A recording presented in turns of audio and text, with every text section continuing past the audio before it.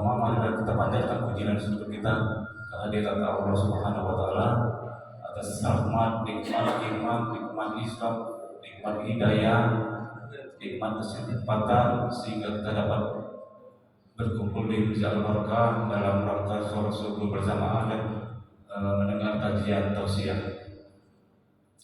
Selawat berikan salam marilah dihaturkan kepada junjungan kita Nabi besar Muhammad sallallahu alaihi wasallam, Allah beserta keluarga, sahabat. Semoga kita selalu istiqomah dalam menjalankan ajaran-ajaran beliau sampai di akhir zaman nanti. Bapak-bapak, ibu-ibu, jamaah, sebelum kita memulai tausiah pagi ini, marilah kita sama-sama melafazkan lafaz basmalah. Bismillahirrahmanirrahim. Pada Pak Ustaz, waktu dan tempat kami persilakan. Terima kasih. Bismillahirrahmanirrahim. Assalamualaikum warahmatullahi wabarakatuh.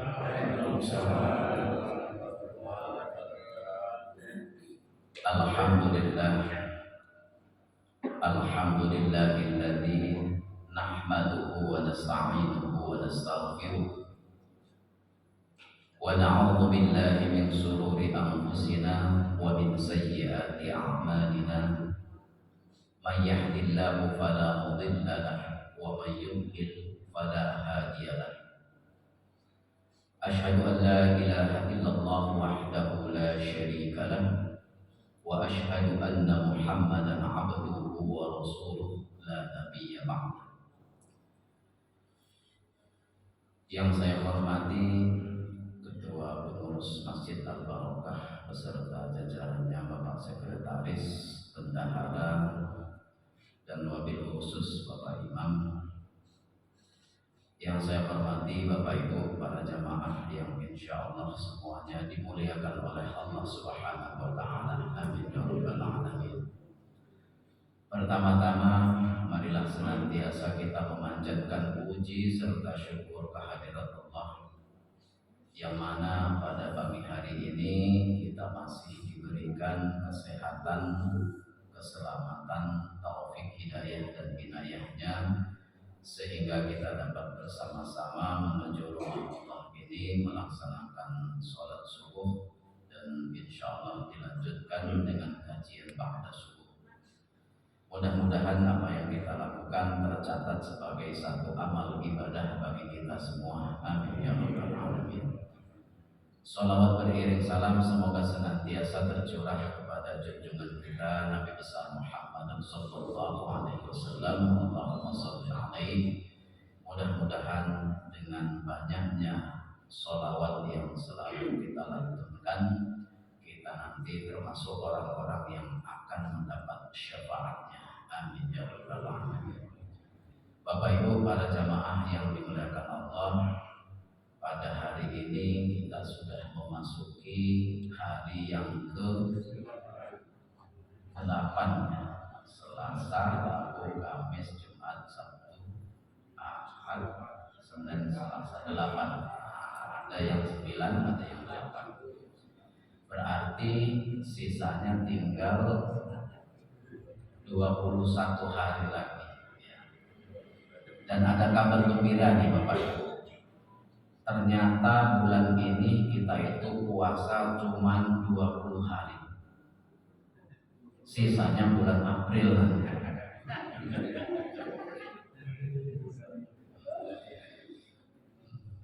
Sudah puasa kita terlalu inian. Ya Bapak Ibu para hadirin yang berbahagia, hari ini saya akan membahas mengenai sholatul jamaati, mengenai sholat berjamaah. Bapak Ibu yang dirahmati oleh Allah, sholat jamaah itu adalah sholat yang dilakukan secara bersama-sama, minimal 2 orang. Nah, jadi kalau 1 orang itu nggak bisa disebut berjamaah. Sholat munfarid, sholat sendiri kalau 1 orang.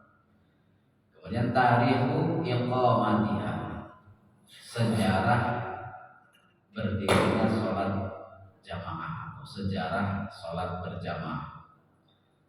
Aqaman Nabi sallallahu alaihi wasallam al-jama'ata ba'dal hijrati syarifah.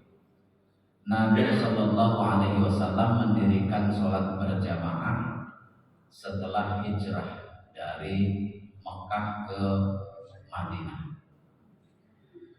Falaqad makasa sallallahu alaihi wasallam muddata maqamihi fi Makkah salasa asyrata sanatan. Nabi itu berada di Mekah setelah diangkat menjadi Nabi dan Rasul itu sekitar 13 tahun. Salasa asyrata sanatan yusalli bi ghairi jama'atin. Ketika di Mekah, Nabi itu sholat tetapi tidak berjamaah. Kenapa kok seperti itu? Li'anna sahabata kanu maqhudin. Karena para sahabat, ya termasuk Nabi sendiri, ketika berada di Mekah itu mereka tertindas, terzolimi, tertindas. Jadi jangankan sholat berjamaah, sholat sendiri kadang dilempar, diancam. Ketika hijrah di Thaif itu kan dilempar pakai batu sehingga berdarah kan gitu. Sampai-sampai pas pulang lagi dari Thaif, malaikat Jibril menawarkan, bagaimana kalau gunung itu saya balikkan biar orang-orang Thaif itu semuanya hancur. Tapi Nabi mengatakan tidak. Mereka itu karena tidak mengetahui. Jadi seperti itu. Ketika di Mekah, Nabi dan para sahabat itu belum berjamaah. Yusalluna fi buyutihim, mereka sholat di rumah masing-masing. Jadi memang ada satu riwayat, tetapi tidak rutin begitu. Jadi Nabi juga pernah berjamaah dengan malaikat Jibril ketika mau Isra dan Mi'raj. Dan pada riwayat yang lain juga ada Nabi itu berjamaah dengan istrinya. Tapi sifatnya ini masih belum berjamaah secara umum yang terlihat di masyarakat. Kalau secara umum setelah hijrah. Falamma hajara Nabi sallallahu alaihi wasallam ilal Madinati, ketika Nabi sallallahu alaihi wasallam hijrah ke Madinah, aqamal jama'ata wa wazaba 'alaiha. Kemudian Nabi mendirikan sholat jamaah, melaksanakan sholat jamaah dan merutinkannya setelah hijrah. Hukmuha, lalu bagaimana hukumnya? As-sahih annaha fardu kifayatin. Yang sahih itu adalah bahwa hukum sholat berjamaah fardu kifayah. La tasqutu fardiyatuha an ahlil baldati illa haitsu yazharu syi'aruha. Sholat berjamaah tadi itu adalah fardu kifayah. Kalau disebut fardu kifayah berarti kalau sebagian umat Islam melaksanakannya, maka yang lain tidak berdosa. Tetapi kalau tidak ada yang melaksanakannya, maka semuanya berdosa. Nah, ini yang dimaksud fardu kifayah itu seperti itu dalam sholat berjamaah. Tetapi la tasqutu fardiyatuha, itu kewajibannya itu enggak tertutupi, enggak jatuh selama syiar sholat jamaah itu dilakukan secara umum. Jadi meskipun satu masyarakat di dalam satu kampung itu berjamaah, tetapi kok enggak terlihat syiarnya, enggak di masjid-masjid secara umum, enggak kayak kita gini, maka itu berarti belum jatuh ininya, kewajibannya. Berarti mereka masih belum melaksanakan fardu kifayah. Fa ilam tu'adda, kalau tidak dilakukan sholat berjamaah itu secara terang-terangan, secara ini umum, udiyat fi khafain au udiyat fi khafain, atau dilakukan tapi sembunyi-sembunyi, usima ahlul baldati kulluhum, maka seluruh penduduk negeri itu akan berdosa. Usima, jadi kalau masih sembunyi-sembunyi itu dilakukannya, maka mereka termasuk berdosa.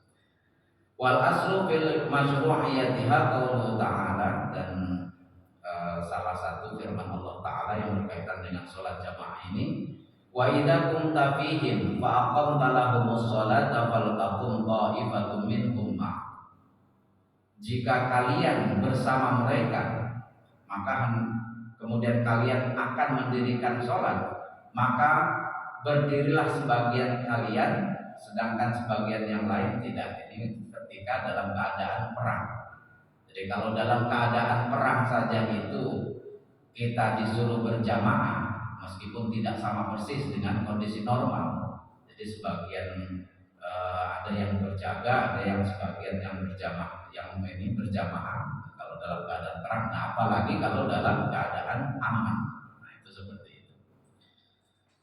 Nah, kemudian dalam hadis disebutkan sholatul jama'ati tafdulu sholatal fardhi bi 27 darajatan. Sholat jamaah itu lebih utama daripada sholat sendirian dengan 27 derajat. Jadi sangat banyak sekali ini keutamaannya nih Bapak Ibu.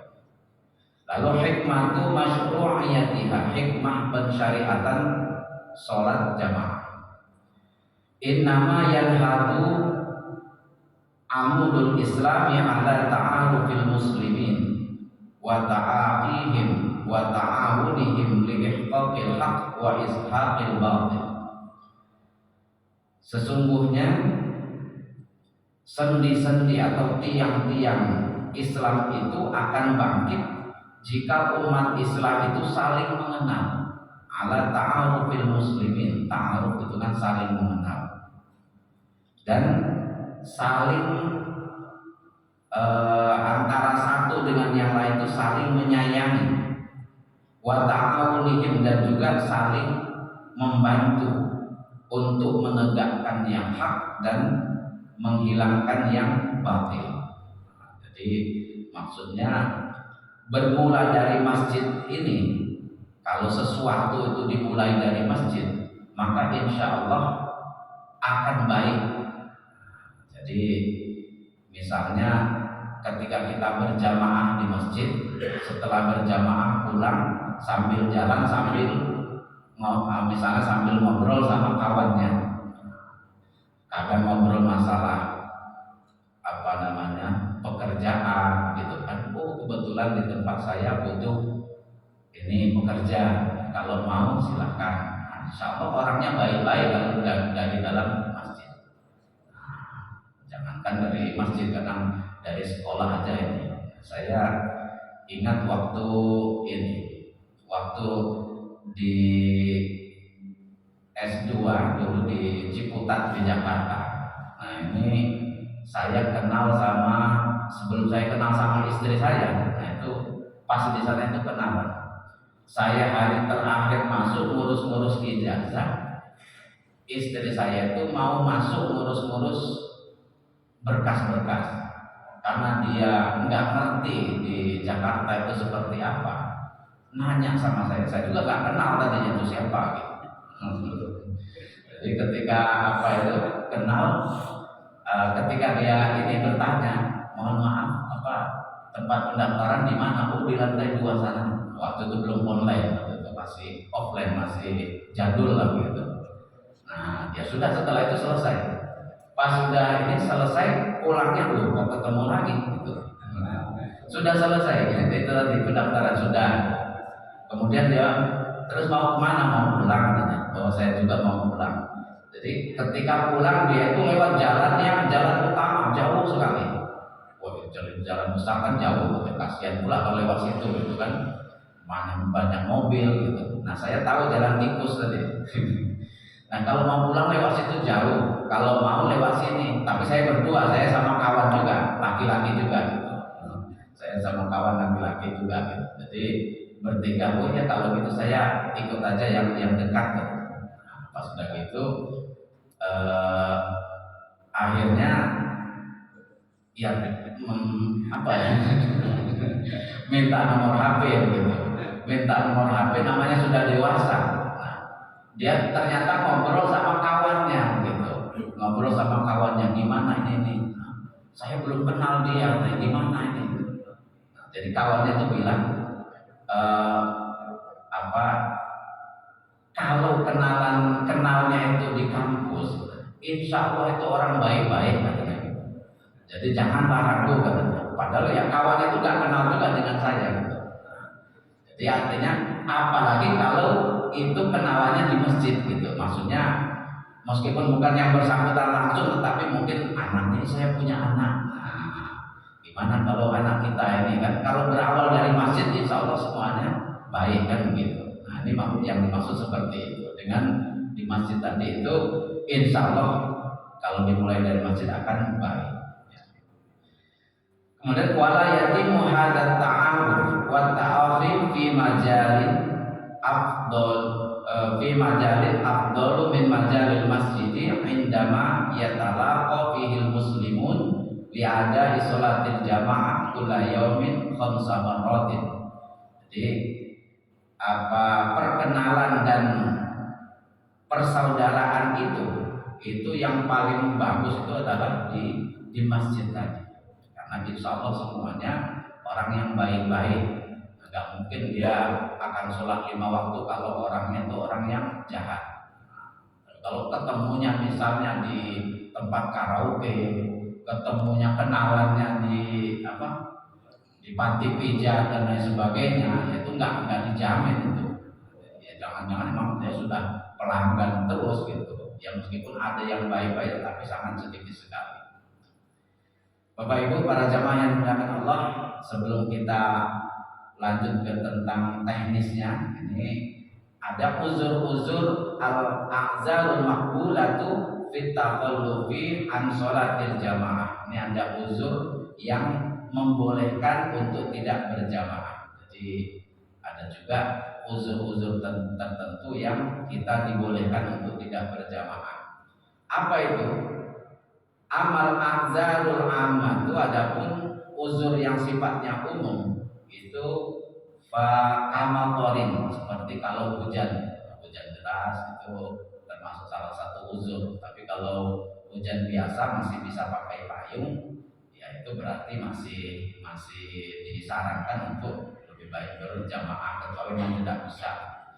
Warihun asifun bilail, atau angin yang sangat kencang di malam hari yang bisa membahayakan, apalagi kalau itu lewat satu tempat yang banyak pepohonan, khawatir akan jatuh gitu pohon tersebut. Nah, bukan berarti karena takut sama hantu gitu kalau malam-malam, tapi karena pepohonan tadi itu. Wa wahlin syadidin fit thariqi, atau jalan yang berlumpur. Nah, ini kalau zaman dahulu itu ketika berjamaah itu biasanya kadang-kadang sebelum ada aspal yang atau apa itu, kalau berlumpur jalan itu, maka ini termasuk salah satu uzur dalam sholat berjamaah.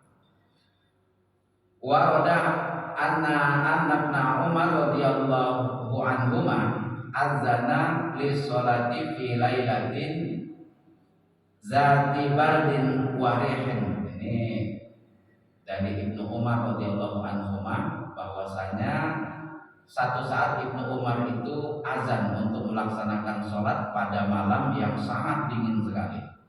Summa qala, pada malam yang dingin, hujan gitu ya, dan angin kencang. Kemudian Ibnu Umar mengatakan, ala shollu fir rihali, sholatlah kalian di rumah masing-masing karena ada uzur tadi itu. Summa qala inna Rasulullah sallallahu alaihi wasallam kana ya'murul mu'azzina idza kanat lailatun zatu baradin wa matarin ayyaqula ala sallu fi rihalikum. Ini kemudian Nabi Shallallahu Alaihi Wasallam bersabda, memerintahkan karena ya'mur muadzin, memerintahkan kepada muadzin pada satu malam yang sangat dingin dan hujan disertai dengan angin untuk membaca ala sallu fi rihalikum. Jadi dalam azan itu disuruh sholatlah kalian di rumah masing-masing. Jadi kalau kemarin beberapa waktu yang lalu ada namanya COVID ya, yang karena sangat ini sekali, virusnya itu sangat masif sekali, terstruktur yang masif itu, terstruktur, sistematis dan masif kalau itu ya. Nah ini masif gitu, sangat ini sekali. Maka kemudian pemerintah itu mengatakan sholat di rumah masing-masing, jangan dulu berjamaah di masjid. Ya ini memang salah satu ininya juga kalau dilihat itu lumpur saja enggak ini, apalagi kalau dia itu virus yang sangat ganas gitu. Adapun uzur-uzur yang sifatnya khusus itu adalah fakamarodin seperti sakit. Jadi kalau sakit itu termasuk uzur untuk berjamaah. Waju'in wa atsyin syadidaini, atau lapar dan haus yang sangat ini. Jadi kalau sudah sangat lapar, mungkin baru kerja dari sawah, pulang-pulang sangat lapar, sangat haus, kalau harus mampir dulu ke masjid kayaknya nggak tahan lagi. Nah itu boleh dia, salah satu uzurnya seperti itu. Tapi ya seperti ini bukan tiap hari gitu. Kalau tiap hari bukan uzur lagi. Soalnya kan ada juga orang yang punya sakit emah misalnya, kalau dia nggak cepat makan itu bisa kambuh nanti. Nah orang yang seperti itulah yang termasuk uzur. Wa khaufin min zalimin ala nafsin aw malin, atau khawatir takut ada orang yang zalim yang bisa membahayakan nyawanya atau hartanya. Jadi kalau di dusun-dusun, kalau kita insya Allah aman. Kalau di dusun-dusun itu kalau ditinggal mungkin karena sangat rawan sekali, tahu orang yang berjamaah nanti dibobol maling misalnya. Nah itu juga salah satu ininya di tempat-tempat tertentu, tapi ya enggak semuanya gitu. Wa mudafa'atu khudusin min baulin aw khaitin, atau menahan buang air besar dan buang air kecil. Ini salah satu ini juga. Jadi biasanya pagi-pagi kalau subuh itu kita belum ke belakang dulu. Sering kalau lagi bangun azan, kalau kita ke belakang dulu nanti terlambat. Tapi kalau nggak ke belakang gimana? Nah, kita tahan-tahan dulu, kita kemudian berangkat, baru buka pagar, sakit perut. Nah, akhirnya balik lagi. Nah ini termasuk salah satu halangannya. Kemudian 5 rawahu al-Bukhari, Imam Bukhari meriwayatkan pada hadis nomor 642, idza wudi'a asya wa ahadikum wa uqimatis sholatu fabda'u bil asya'i. Apabila makanan telah disiapkan dan sholat akan didirikan, fabda'u bil asya'i, maka mulailah makan dulu. Wala ya'jalanna hatta yaqruha minhu, dan jangan tergesa-gesa karena mau jamaah jadi makannya ini itu enggak boleh. Jadi santai saja makannya sampai selesai.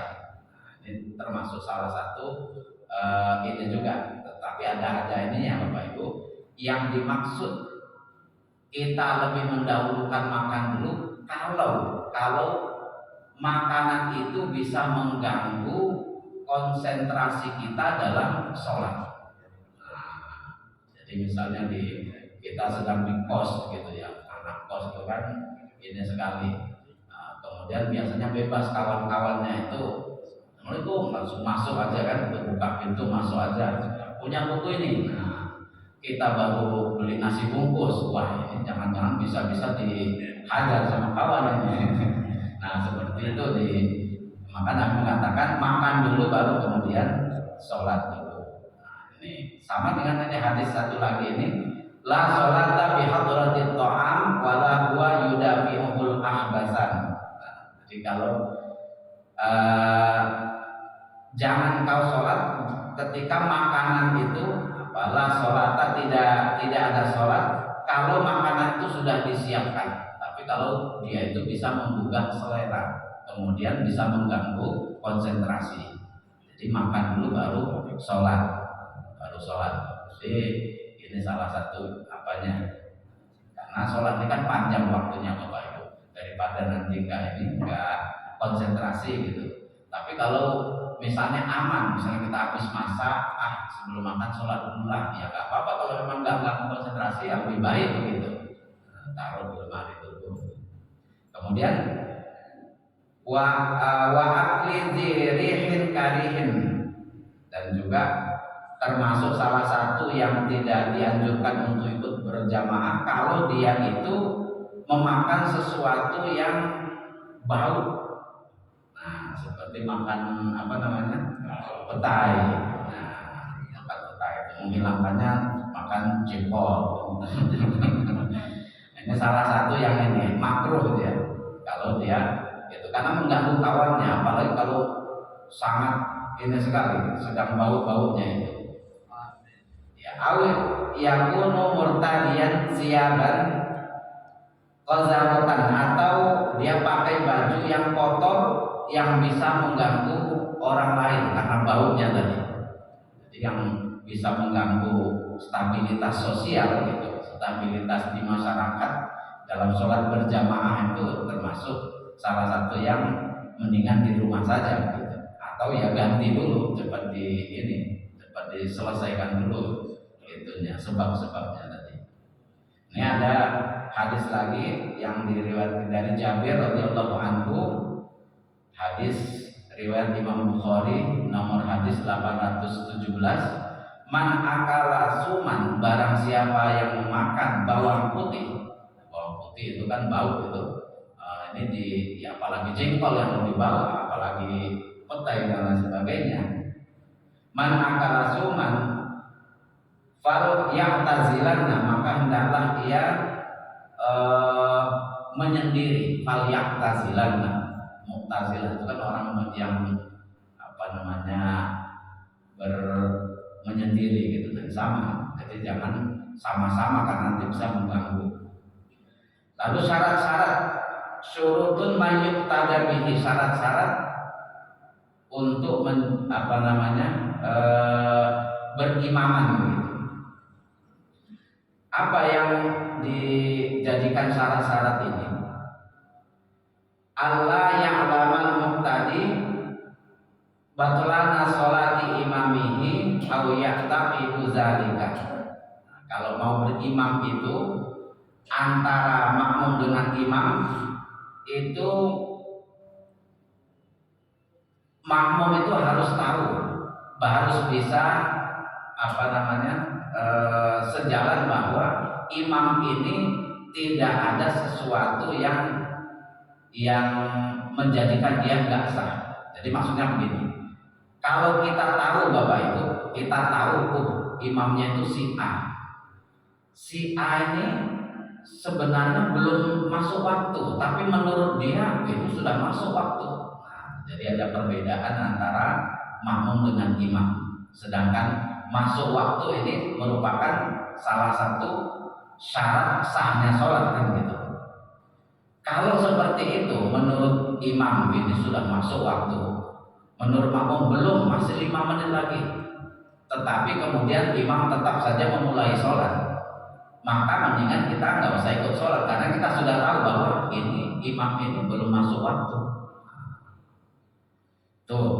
Atau misalnya baju imam itu ada najisnya, kita tahu tadi baju ini kena kotoran kucing atau apa gitu, ada najisnya. Kata imam enggak, ini baju ini suci bersih.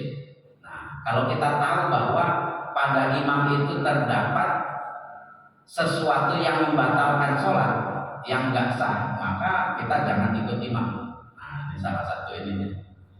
Atau imam itu tidak menghadap kiblat, ini yang sering. Jadi menurut imam tuh kiblat itu sini, kata makmum enggak ke sini. Nah, kalau berimaman itu, kalau yakin makmum itu tidak sama dengan imam kiblatnya, maka mendingan sendiri-sendiri. Jadi seperti itu. Yang kedua, alla yakuna ummiyan wal muqtadi qari'un. Imam itu jangan sampai orang yang ummi, nggak bisa baca tulis Al-Quran, sedangkan makmumnya bisa membaca. Jadi kalau makmumnya ini ahli baca Al-Quran, imamnya masih Iqra 4, ya ini nggak sah juga itu seperti itu. Jadi harus imamnya itu harus bisa baca tulis Al-Quran, khususnya baca Al-Quran. Ini wal maksud bil ummi huna man la yattaqinu qira'atul Fatihati bihaitsu yahillu bi qira'atiha ikhlalan yufawwitu harfan aw syiddatan aw nahwa dzalik. Jadi yang dimaksud dengan ummi di sini adalah bacaan Al-Qur'annya itu enggak mungkin, enggak mantap, enggak fasih, enggak ini, makhorijul hurufnya masih salah, panjang pendeknya masih salah. Jadi seharusnya yang menjadi imam itu adalah yang bacaan Al-Qur'annya yang bagus tadi. Kemudian yang ketiga, alla yakuna imra'atan wal muqtadi rajulun. Imam itu hendaklah jangan perempuan, imra'atan, jangan perempuan, dan makmumnya laki-laki, jangan. Kecuali memang itu jamaahnya perempuan semua. Jadi kemarin ada kasus di mana itu yang perempuan itu sholat berjamaah berjejer sama laki-laki. Nah itu nanti ada ininya. Nah, kalau jadi imam itu jelas tidak dibolehkan. Nah, sedangkan berjajar saja itu bukan lagi para ulama mengatakan ya memang ada yang bilang makruh, ada yang bilang yang nggak sah begitu. Ini karena artinya itu menyalahi gitu. Kalau jadi imam itu sedangkan makmumnya laki-laki itu nggak sah. Kemudian bagaimana tata cara kaifiyatul iqtidah, bagaimana tata cara berimaman ini? Nah, itu teknisnya Bapak Ibu. Tata caranya yang pertama adalah Allah yataqaddamal makmum alal imami fil makami. Makmum itu nggak boleh lebih di depan daripada imam. Fa in taqaddama batala iqtida'uhu. Kalau makmum lebih di depan maka batal salatnya. Jadi imam itu harus lebih depan daripada makmum. Kemudian walid imam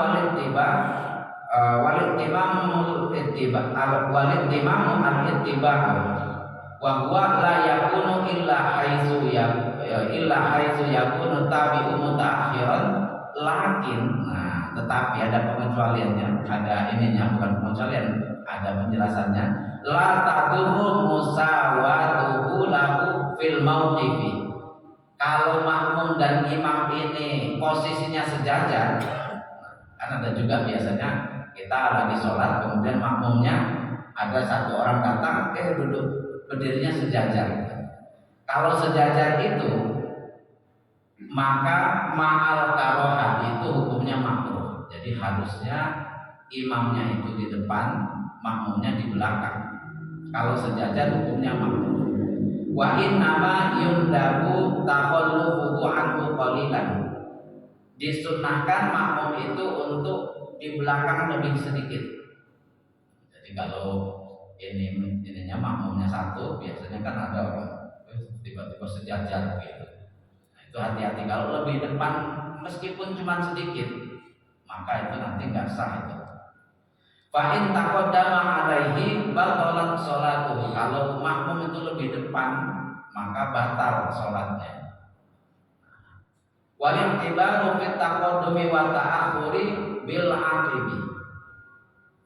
Depan dan belakangnya makmum dengan imam kalau cuma dua orang itu Bapak Ibu, itu adalah sebatas tumitnya. Jadi nggak usah jauh-jauh gitu.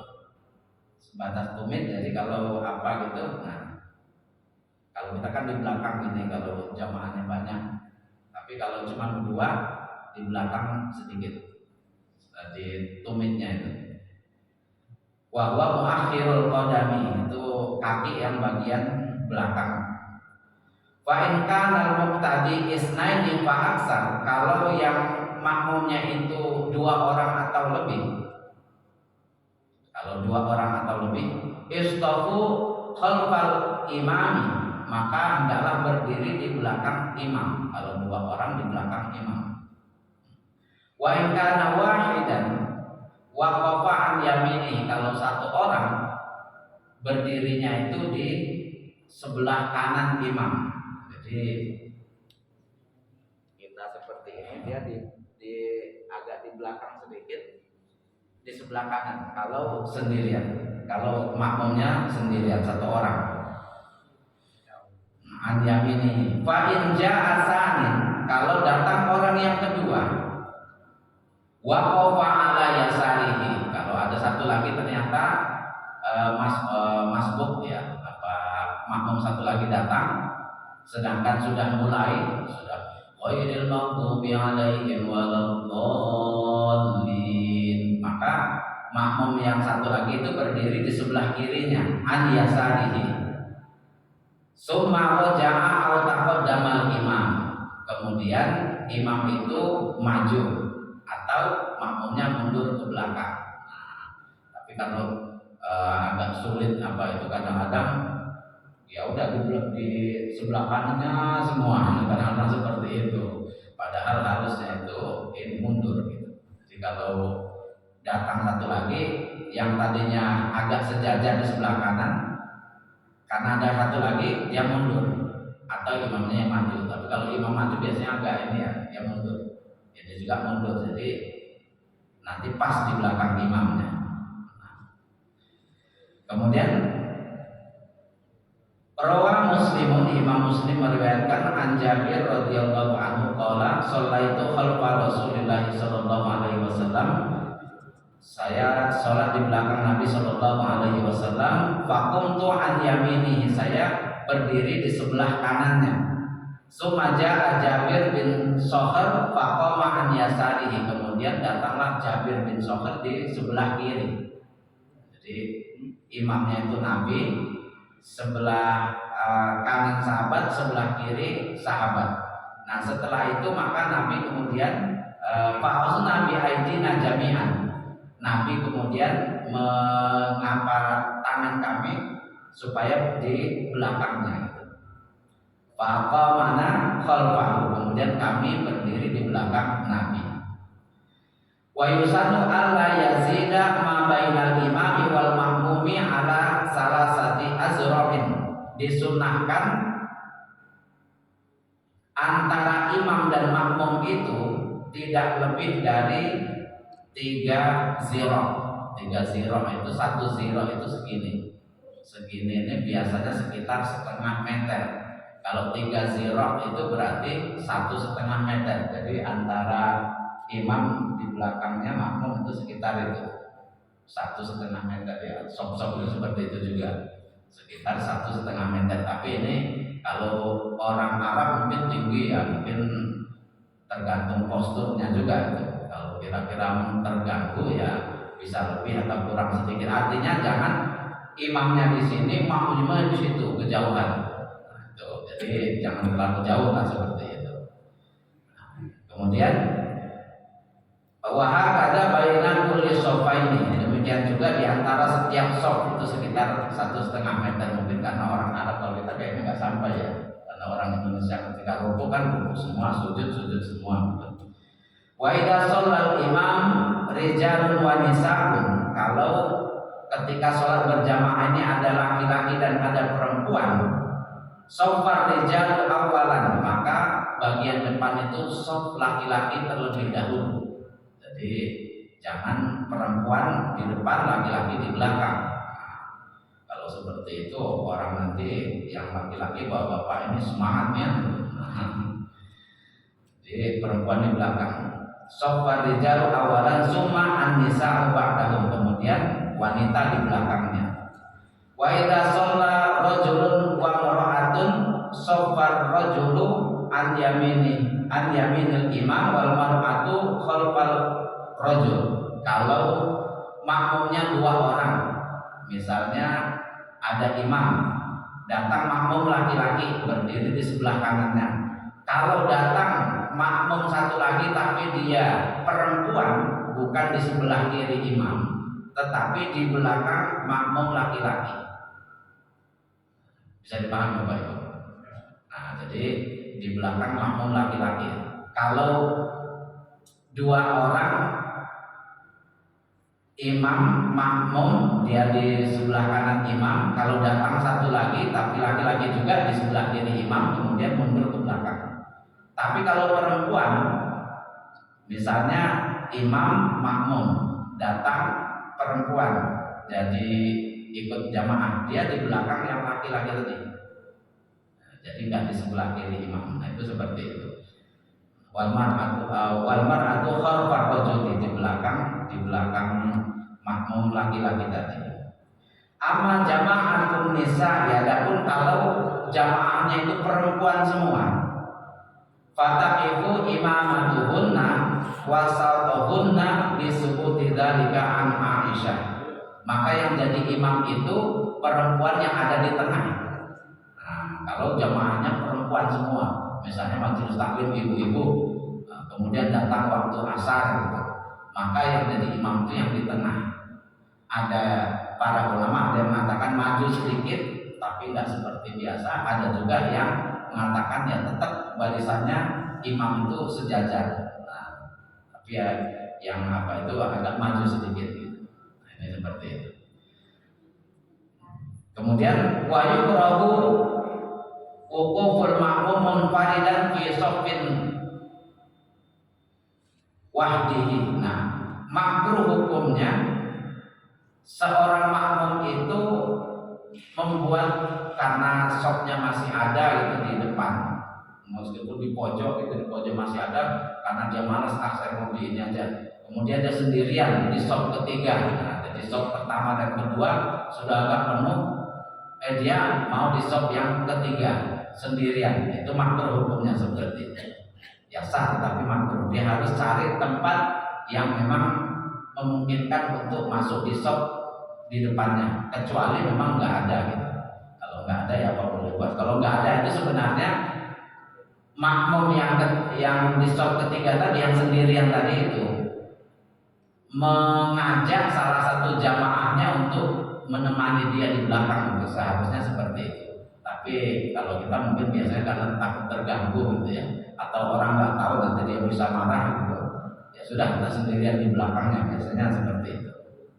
Nah, ini mengenai posisi shop. Kemudian tata cara yang kedua itu ayat tabi'ahu fi intiqalatihi wa sa'iri arkanis sholatil fi'liyati. Makmum itu hendaklah mengikuti imam pada setiap gerakan-gerakan atau intikol-intikolnya, ketika rukuk, ketika sujud dan lain sebagainya. Wa dzalika bi ayyata akhira ibtida'u fi'lil makmum an fi'lil imam.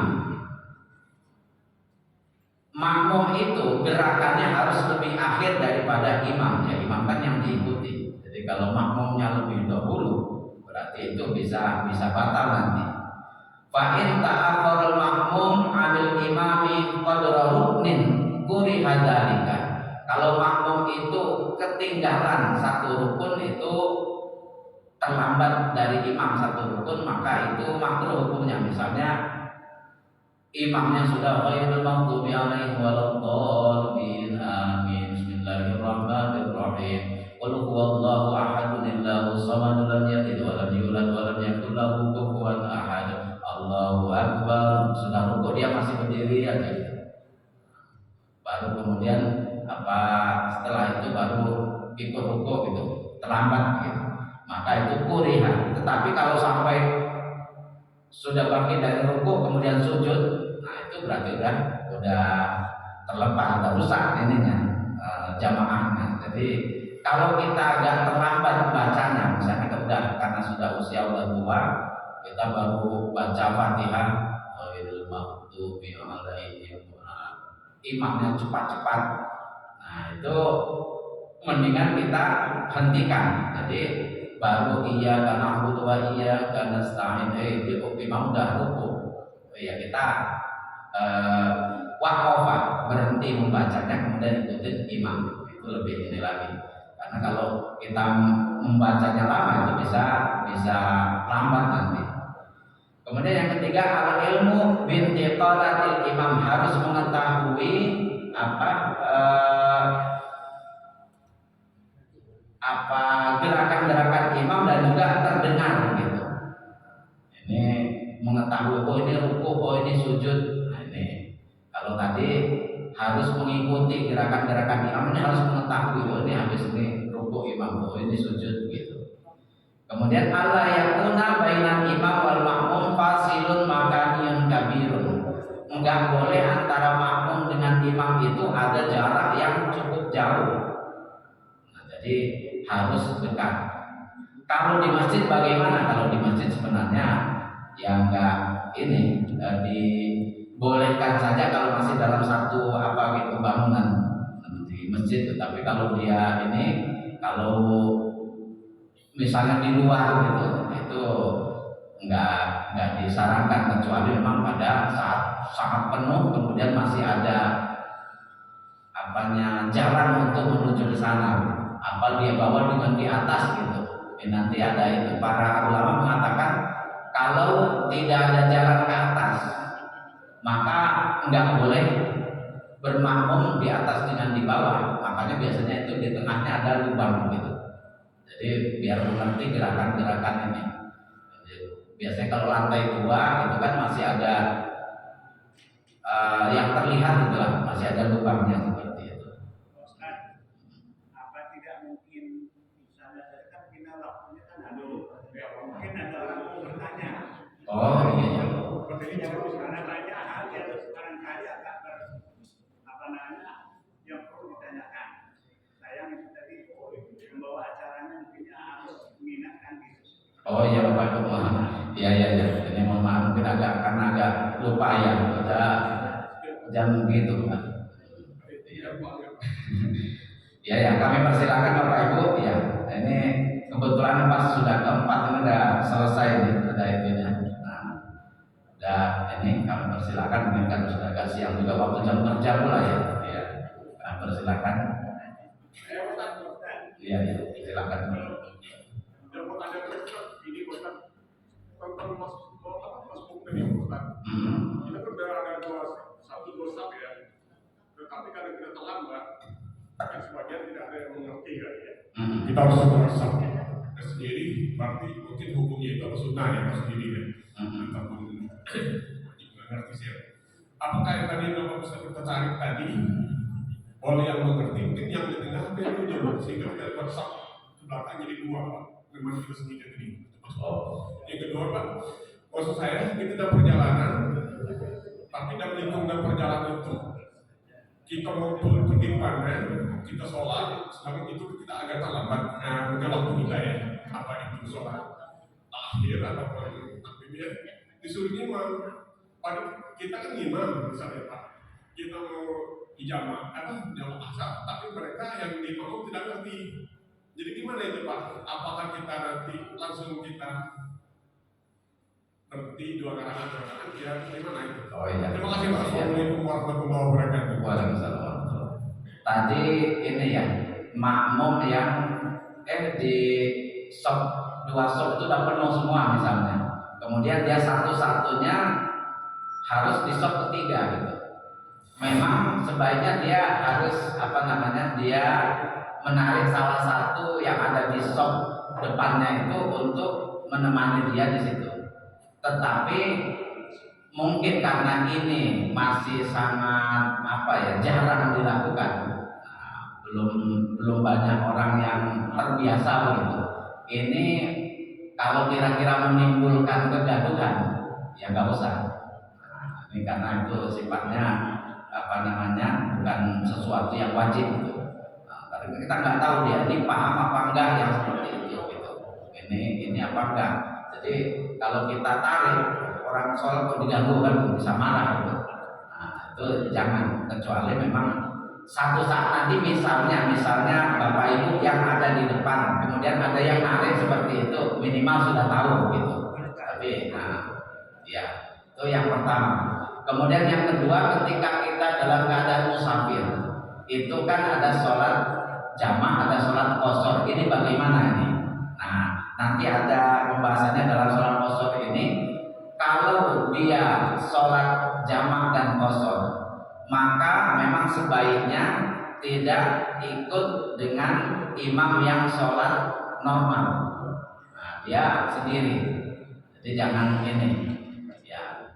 Kecuali misalnya Bapak Ibu yang qashar atau yang jamaah, orang yang mengikut karena mungkin dia nggak tahu, ya silakan. Jadi ini sering menjadi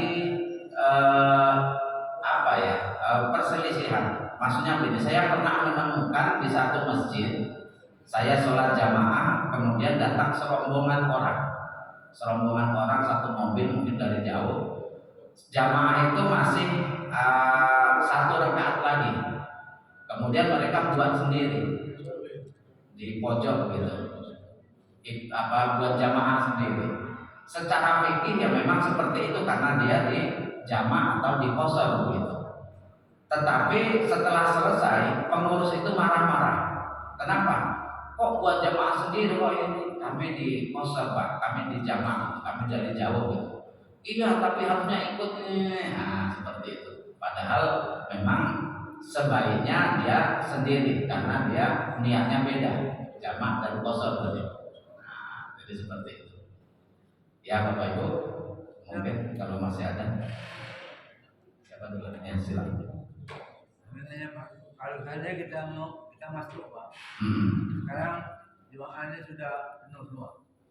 Sekarang kita datang itu, apakah kita sejajar dengan imam atau kita di sudut kanan? Karena kata Bapak tadi kalau kita mau mengajak teman yang di belakang, kalau kita di tengah mungkin. Iya. Jadi kalau kita masuk, apakah kita sejajar dengan imam atau sendirian saja, atau kita di belakang? Namanya juga kita berkawan, karena kita orang dua. Iya. Datang. Iya. Apa kita sejajar dengan imam atau di sudut kanan? Oh iya. Jadi sering terjadi itu. Iya.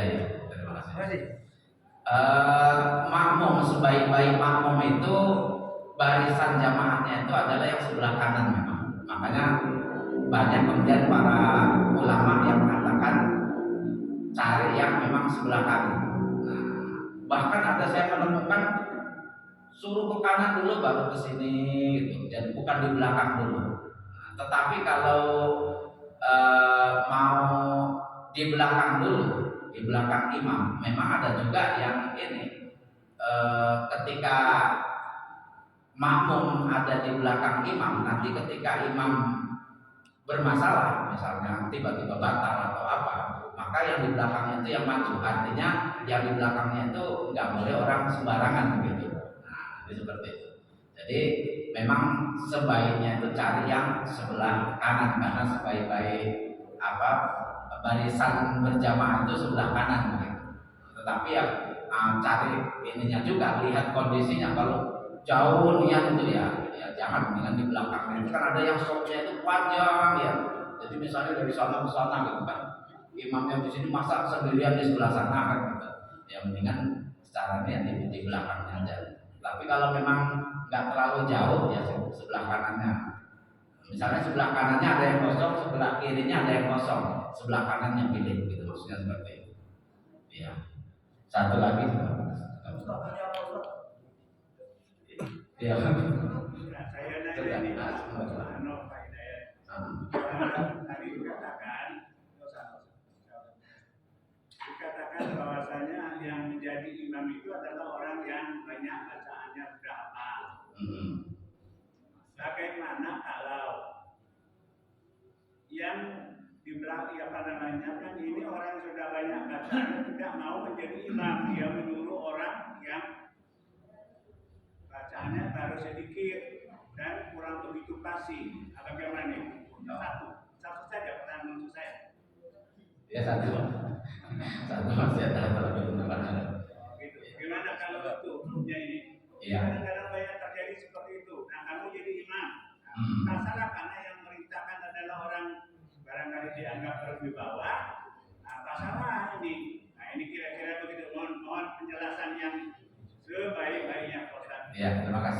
memang untuk imam itu ada prioritas tertentu. Yang pertama adalah aqra'uhum li kitabillah.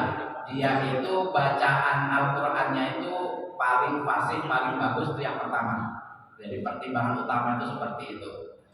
Fa in kanu fil qiraati sawaan, kalau ternyata sama, ada juga yang setara bacaannya, fasihnya seguru seilmu. Nah, itu misalnya fa'alamuhum bisunnah, maka mana yang lebih memahami sunnah atau hadis. Nah, kalau ternyata sama gitu, fa'aqdamuhum hijratan, siapa yang hijrah terlebih dahulu. Nah, hijrah ini jangan dimaknakan hijrah dari Mekah ke Madinah gitu. Misalnya mana yang bertaubat terlebih dahulu, tadinya mungkin orangnya orang yang kurang baik gitu, mana yang kemudian bertaubat terlebih dahulu. Oh, bapak ini sudah lama nih aktif di masjid, bapak ini masih baru. Nah, yang duluan berhijrah tadi itulah yang diprioritaskan. Fa'ikanu fil hijrati sawaan, kalau ternyata sama-sama seguru seilmu, bertaubatnya sama, di pesantren sama gitu kan, habis dari pesantren sama-sama dua orang ini kemudian hijrahnya sama, fa'aqdamuhum sinan, maka yang paling tua, nah, umurnya siapa duluan. Jadi umur ini prioritas keempat sebenarnya Bapak Ibu ya. Kalau ternyata nggak mau tuh, yang bacaannya lebih fasih, lebih kok nggak mau jadi imam, kita nggak tahu faktornya apa ya. Mungkin boleh jadi supaya ada generasi selanjutnya, boleh jadi, atau supaya apa gitu. Ya nggak apa-apa juga kalau memang itu sesekali diserahkan ke orang lain. Tapi kalau sama sekali nggak mau, ya mungkin itu bisa jadi usimah gitu, dia bisa jadi berdosa kalau seperti itu, nggak mau menularkan ilmunya. Kan diharapkan dengan bacaan kita makmum itu bisa meniru, oh ini hurufnya seperti ini hurufnya seperti ini begitu. Ya. Pertanyaan saya begini, apakah sholat yang dilakukan oleh berjamaah itu cacat tidak? Oh ya, bagaimana jamaah tadi ya? Ya.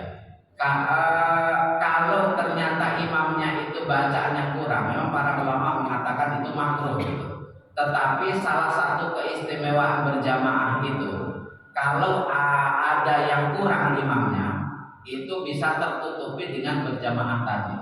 Nah, seperti itu, dengan kelebihan yang ada pada makmum itu. Jadi bisa juga makruh memang seperti itu kalau mempersilahkan yang enggak ini. Tetapi kalau memang parah itu, sudahlah bacaannya salah semua, orangnya juga terkenal enggak baik gitu kan, selalu ahli maksiat, tukang mabuk, nah itu bisa menjadi berdosa, itu yang mempersilahkan seperti itu. Ya satu lagi Bapak. Nah terakhir, silakan Bapak.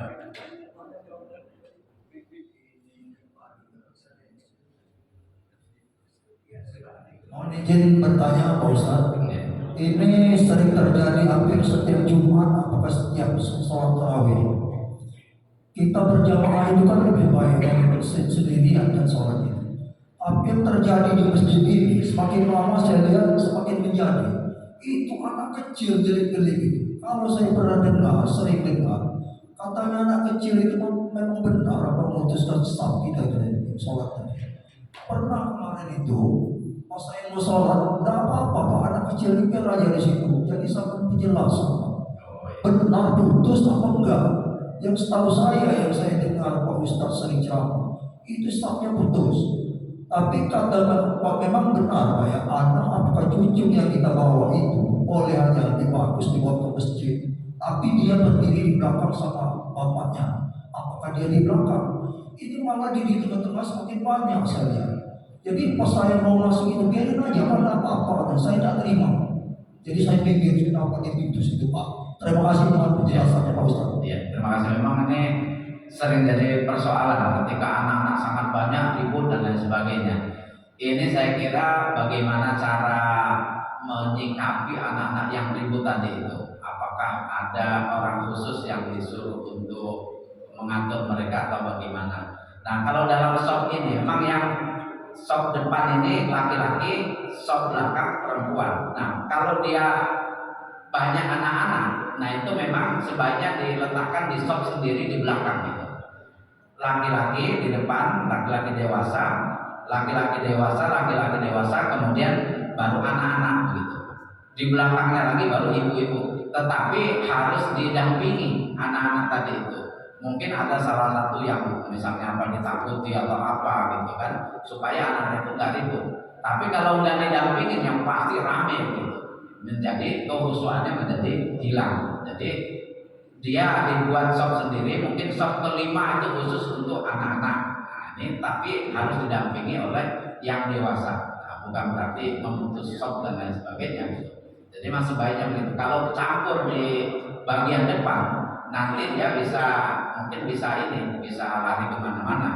Nah, kecuali memang anak itu pendiam, masih kecil, masih bayi, tapi nggak membuat heboh. Nah, ini mungkin tidak apa-apa kalau dia di belakang nanti bisa digangguin kawan-kawannya karena masih terlalu kecil gitu. Tapi kalau anak-anak SD itu kan sudah agak ngerti itu bisa di belakang. Tapi kalau nggak diawasi pasti ribut gitu. Nah di tempat kami juga seperti itu. Jadi ada yang awasi beberapa orang dewasa itu di belakang yang memang dia agak galak gitu. Tapi ingat jangan sampai mukul gitu. Kalau mukul nanti bisa-bisa nggak terima orang tuanya gitu. Ada itu Bapak Ibu gara-gara dikit disentuh sedikit akhirnya jadi perkara, dilaporkan ke polisi, kemudian harus ganti rugi 5 juta, padahal yang ngatur itu saya kasihan orang cuman tukang bangunan gitu, dia harus keluarkan 5 juta itu gara-gara nyentuh anaknya yang sholat jamaahnya ribut, sangat luar biasa ributnya kan. Jadi mungkin nggak sabar agak dipukul, jadi perkarakan ini saksinya. Jadi bukan lagi ada saling kasih sayang, akhirnya malah jadi ribut di situ ya. Ya mungkin mohon dan juga saya jadi tolong anaknya membawa acara karena menarik materi ini. Jadi beri kami waktu untuk bertanya. Oh iya. Terjadi hal-hal yang terjadi pada sholat jamaah. Oh iya. Mohon terima kasih. Oh iya, terima kasih. Ya, dari sini juga nggak kelihatan tuh jam-jam berapa Bapak. Jadi ini silau gitu. Ya, mungkin ini kami juga mohon maaf mungkin agak terlambat Bapak Ibu. Ini di luar memang nggak ngerti sama sekali kalau udah jam segitu ya. Ya, kami mohon maaf. Kurang lebihnya inilah materi yang dapat kami sampaikan. Mudah-mudahan ada manfaatnya.